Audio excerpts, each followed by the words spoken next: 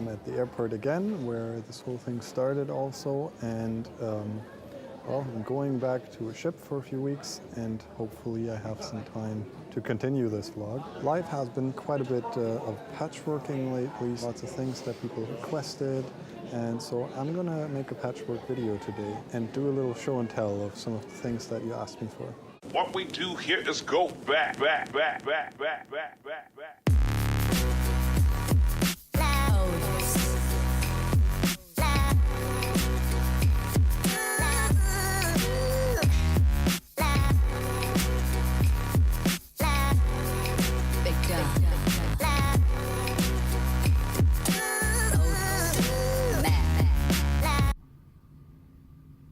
So the other day when I was home, I was not on the ship. I went to the zoo with my wife, and that was super special to me because I always feel like animals particularly enable me to connect on a different channel than I can do with humans. It feels a lot more pure. It feels, weirdly enough, less dangerous and more direct. I think it's just something about the uncultivated rawness of that channel that all beings can use to connect to each other, and because social norms and cultural behaviors and those constructs are more complicated for me, it makes it more comfortable with animals because, well, they don't have that stuff. And so I can turn that mechanism and that huge machinery that makes me able to interact on that level off and just focus on being to being connection. I have enormous pleasure in just watching animals whenever I go to the zoo. It's always with one crying and one laughing eye because I don't like the captivity, but in our zoo a lot of the animals are rescues, and I could just like watch them for hours and hours. Usually the zoo closes, and that's the reason I'm leaving, and not that I'm done.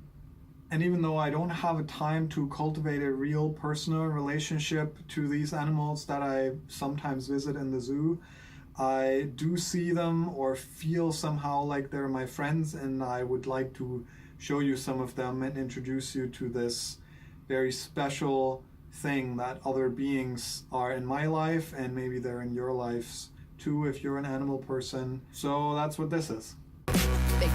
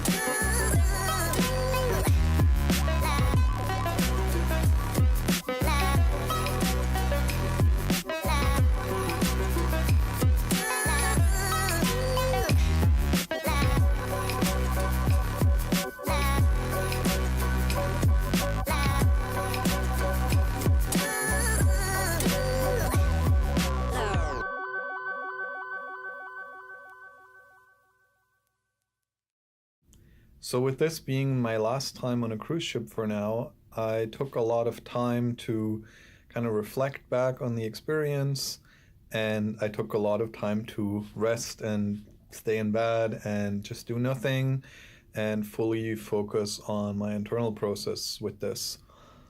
And one thing I would like to share with all of you is that the process of creating these videos and everything that was going on behind the scenes of that and in my life also made me realize that I haven't really made enough space for the transitional moments. So in the past few weeks, there haven't been so many regular uploads of videos, and I'm thinking to maybe use this as a conclusion of maybe the first season of this vlog. And there might be a second season, but what's become clear to me is that I had extracted from culture a really big expectation towards myself of how much time I can spend doing something and how much time I'm allowed to have for myself and for resting and for my own process. And the tripfall in this is that I wasn't allowing myself enough time to actually progress towards my own transition, and therefore kind of being stuck in a constant loop that was creating stress and anxiety and not allowing myself from that expectation to actually make the time for myself that I need to, be in the way that I am without trying to force something upon me. Now that got me stuck in a way because the healing that was happening and the new patterns I'm trying to implement were never being fully there. It never fully completed because I always got thrown back from inflicting another injury through enforcing those expectations. And so now I took a break from that to stop that ridiculousness, and therefore I'm actually moving somewhere else at the speed that I want to. And that meant also coming to terms with the idea, not just externally advocating for myself, but internally advocating that I can only do that many hours of work per day or per week, or only that many days in a month can even be for work, and the others have to be for self-care or fun or replenishment or social time. And acknowledging how much time and energy I expend transitioning from one moment to the other, or from interaction with one person to another in a way that doesn't make those interactions painful for me, and to really talk to myself and make myself understand what it's like to be gifted, what it's like to have a disability, and what that means for my daily actions and interactions has been mutually helpful and a long process that I'm now feeling, well, I don't feel like I'm finished with it, but I feel like I'm reaching a safe point. And that's why I wanted to share this with all of you, along with all the other snippets that I collected along this process that were beautiful and that I want you to also be able to see.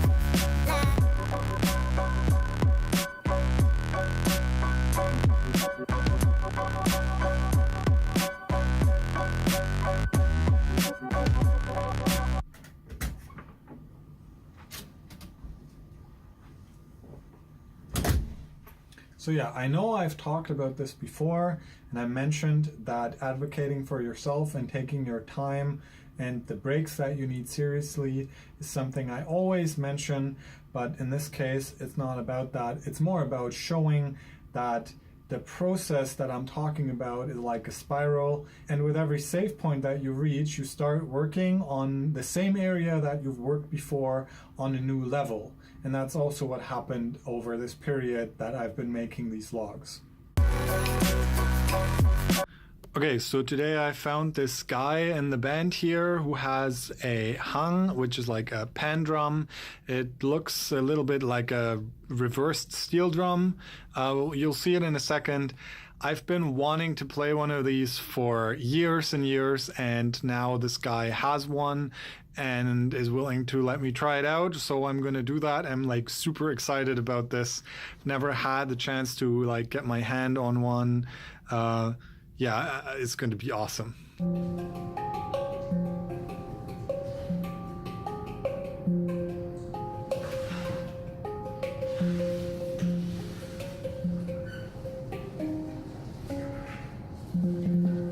Holy crap, I love this thing. Sadly, they're like super expensive, but yeah, I'm gonna see if I can eventually get my hands on some, or I don't know. I'll find a way.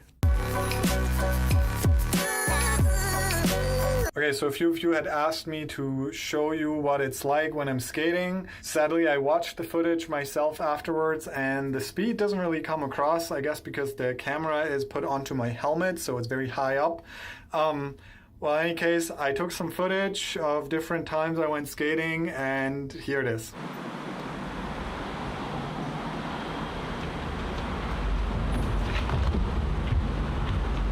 Extremely busy Friday, so time to skate.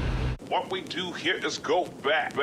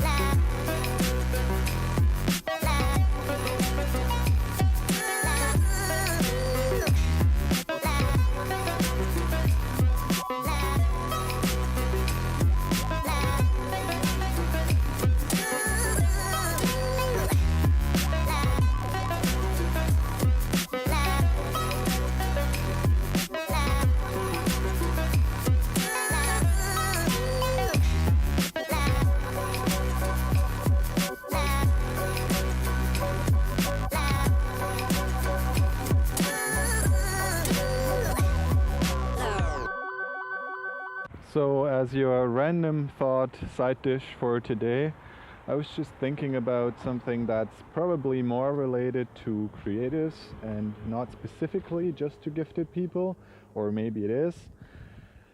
I just wrote a blurb for something and then I'm having my wife read it, and I'm thinking about what that's like. You know, to me it feels like so intimate to show someone something.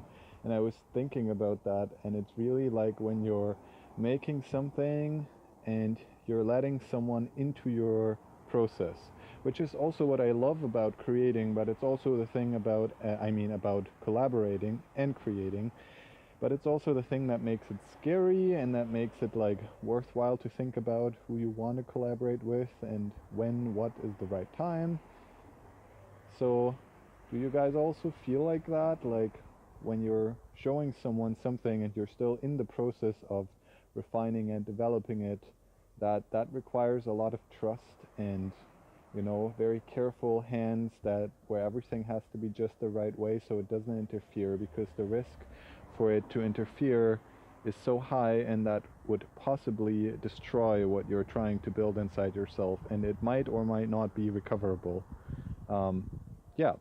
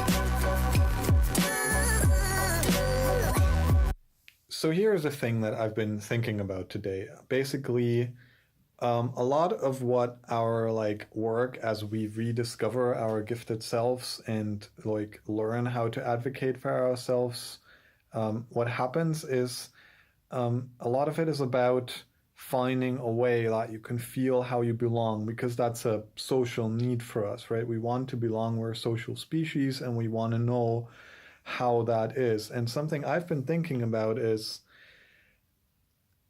and I don't know, maybe you have had this too, but I have a hard time talking about it because I feel like I sound really pretentious or elitist when I say it. But often I watch my surroundings and I see other people, and of course it's easier to judge others than to like actually, see yourself or be compassionate towards others.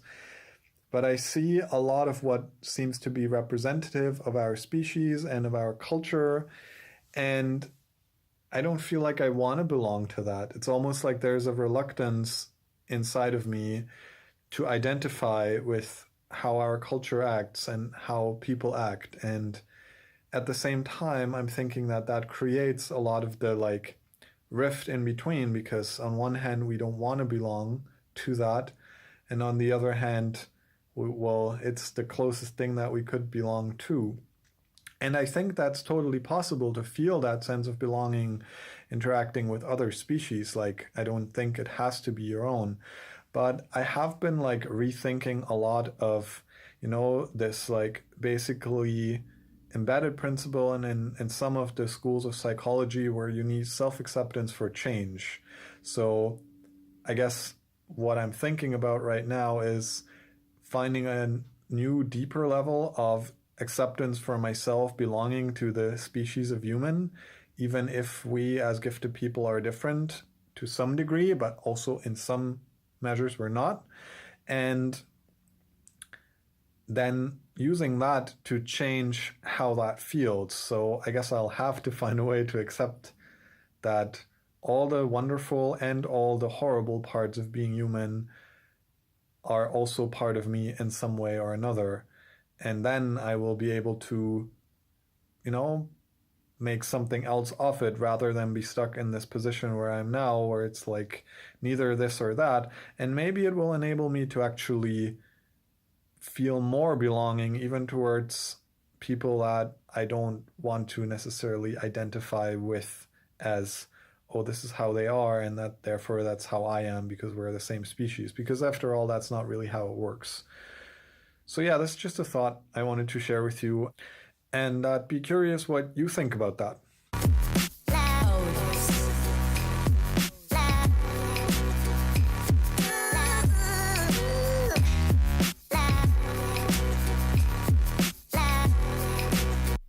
Hello, this is Future Merlin. I just wanted to quickly jump in and let you know that while I'm rather sure that this vlog series is going to continue, you can actually look at this episode as sort of the end of the first season. I am actually going to take a break from it for a little while to do some other stuff, work on some other projects, and then I think I'll come back to it.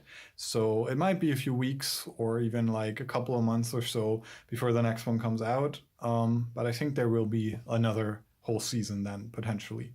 Okay. Thank you so much for watching, and you can still comment anytime that you want. I'll still read the comments and answer them and everything. And I'm just really grateful for all the feedback that I've gotten so far from this, and for you to be there with me on this weird first Hepchi vlog journey. So thank you. Bye.